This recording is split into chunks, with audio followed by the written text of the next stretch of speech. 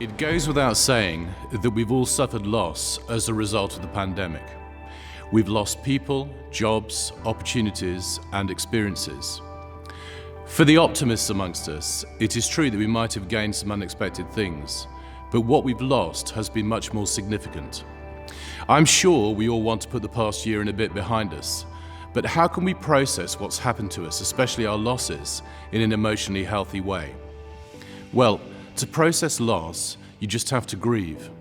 It doesn't matter whether your loss isn't as great as somebody else's loss on a scale of 1 to 10. It doesn't even matter if you're the only person to have suffered that particular loss. If it feels like a loss, then it needs to be grieved. So, what is grief? In the simplest terms, grief is the sadness we feel when we've lost someone or something important to us. It's been accepted for a long time that we should think about 5 stages of grief. Denial, that this loss is really happening. Anger, at the fact that this loss is really happening. Bargaining, in an attempt to stop this loss happening. Depression, because of the impact of this loss. And acceptance that this loss is happening. This model of understanding is really based on the experience of people who've had to come to terms with terminal illness diagnoses. It doesn't necessarily describe the experience of their friends and relatives who will ultimately have to mourn the loss of them as people. But certainly strong emotions like denial, anger, and depression have made themselves felt during the experience we've just been through. For instance, when we had to come to terms with the fact that we were going to have another lockdown, or when we had to let go of some landmark event like a birthday that we were looking forward to celebrating with other people. Grief has been described like this. Imagine you're a box and that your loss moves around inside you, sometimes hitting a pain button.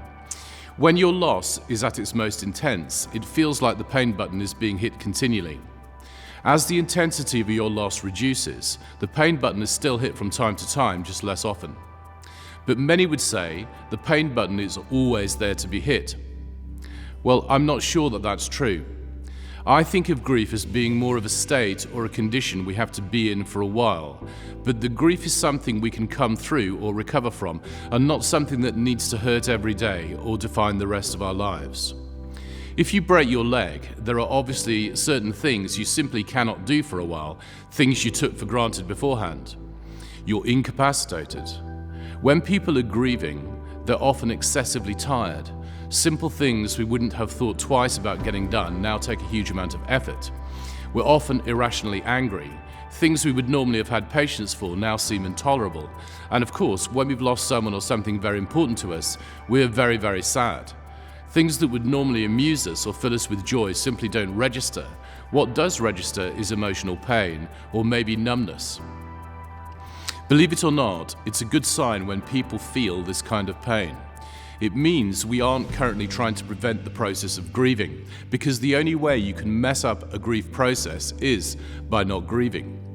People are often so overwhelmed at the beginning of their loss that they just have to grieve.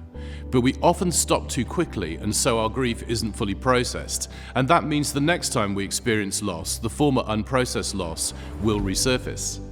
Now, some of us lead the field when it comes to emotional repression, and probably still believe that showing emotion is a sign of weakness. But honestly, if we want to leave the shadow of lockdown behind, if we really want to bounce forward into the future, we have to be sure that we've mourned what we lost, and that might just involve feeling some emotions. Pushing our losses to one side in the pursuit of freedom and happiness will not make them go away. If we don't process our losses, and again, this has been a time of considerable personal loss for most people, they will resurface later in a disguised form and bite us on the bottom. So let's do ourselves a favor. When necessary, let's feel our losses in order to eventually leave behind the feeling of loss altogether. Let me tell you a true story. I was at a holiday camp once, and I found myself standing outside a chalet at the moment when 5 children were being told that their father had just died while playing squash. He was about 40 years old. It was horrible to be there, to be honest. I prayed for the family from time to time, for years after that. Eventually, one of those children joined the church I lead in her early 20s. I got to know her, and I quickly discovered that she hated it if anyone ever referenced her father or even mentioned something their own father had said or done. She thought that was grossly insensitive towards her. So 10 years had passed since he died, and I realized she was still very much stuck in the state of grief. She went back off to a public school shortly after he died, and she was one of 5 children whose mother was devastated by her husband's death. So she had to cope with it pretty much on her own. By the time I got to know her, she was particularly afraid of talking about her father, and we decided together that this couldn't go on. I suggested we went for a long walk and that she took her time and told me anything she wanted to about the experience she'd been through. I said nothing and just listened. We walked and she talked for a long time, and the first thing I noticed was that she sounded like a 10-year-old girl.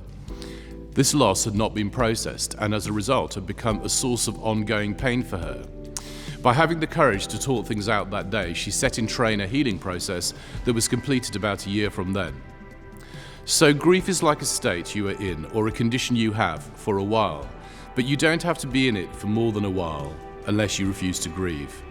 So if you're in that state at the moment or feel that you have that condition, that is okay. You have to go through it to come out on the other side, but you really can. Next, I want to discuss how to grieve well.